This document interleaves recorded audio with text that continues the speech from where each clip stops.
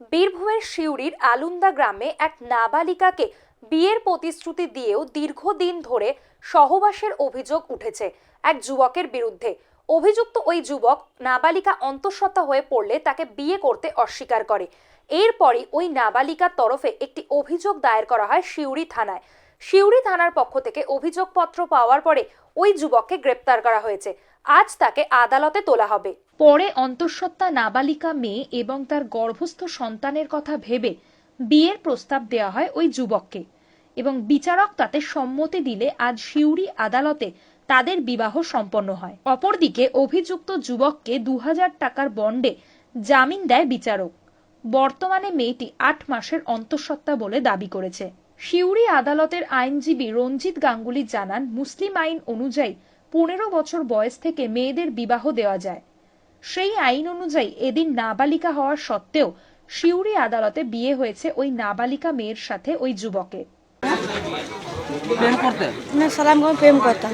হ্যাঁ আমার সঙ্গে শারীরিক সম্পর্ক হয়েছিল। হ্যাঁ অন্তঃসত্ত্বা কি বাচ্চা আছে তোমার? হ্যাঁ, কত বাচ্চা? 8 মাস। আজকে নিয়ে কোর্টে কি হলো? আমাদের বিয়ে হলো। কিভাবে হলো? তার 10 মাস হবে। না, বললে বিয়ে করবো না। তুমি বলেছিল? প্রথমে বলেছিল। হ্যাঁ আজকে বিয়ে করলো? হ্যাঁ। তার জন্য কি থানাতে অভিযোগ করেছিল? হ্যাঁ। দেখুন, আজকের যেটা মামলা, যেহেতু পক্সো আইনের মামলা, সেই জন্য কারোর পরিচিতি আমি আপনাদের সামনে ডিসক্লোজ করতে আইনগতভাবে পারি না। সিউড়ি থানার অন্তর্গত আলুন্দা গ্রামে একজন ডাম্পার চালক, সে একটি মেয়ের সঙ্গে অবৈধ সম্পর্কে জড়িয়ে পড়ে। গত 1 বছর ধরে তারা অবৈধভাবে মেলামেশা করে এবং যার ফলে মেয়েটি 8 মাসের গর্ভবতী হয়ে যায়। ভালোবেসে বিয়ে করার প্রতিশ্রুতি দিয়ে তার সঙ্গে সে সহবাস করেছিল, কিন্তু গর্ভবতী হওয়ার পর তাকে সে বিয়ে করতে অস্বীকার করে। আদালত এই পরিস্থিতিতে আমার মতামত জানতে চান যে কি করা যায়। যেহেতু মেয়েটি 8 মাসের গর্ভবতী, তার সন্তান সম্ভব হওয়ার কারণে তার ভবিষ্যৎ এবং সন্তানের ভবিষ্যতের কথা ভেবে আমি আদালতের কাছে অনুরোধ জানাই যে তার অভিভাবকদেরকে আদালতে উপস্থিত করানো হোক। সিউড়ি থানার তদন্তকারী অফিসারকে নির্দেশ দেওয়া হোক যেন তাদেরকে আজ আদালতে উপস্থিত করেন। সে মোতাবেক আজকে মেয়েটি এবং তার বাবা আদালতে হাজির হয়।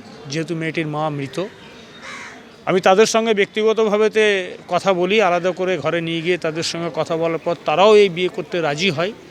বাবা সম্মতি দেয়, মেয়েও বিয়ে করতে রাজি হয়।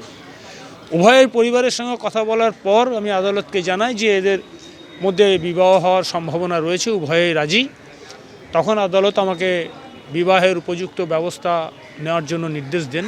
আমি আজকেই তড়িঘড়ি করে মুসলিম শরিয়াত অনুযায়ী কাজীকে ডেকে আদালত চত্বরে আদালতের মধ্যেই তাদের বিবাহ ব্যবস্থা করি এবং তাদের বিবাহ দিই।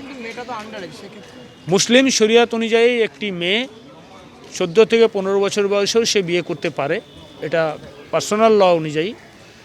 এটা হিন্দু আইন হলে হয়তো হতো না।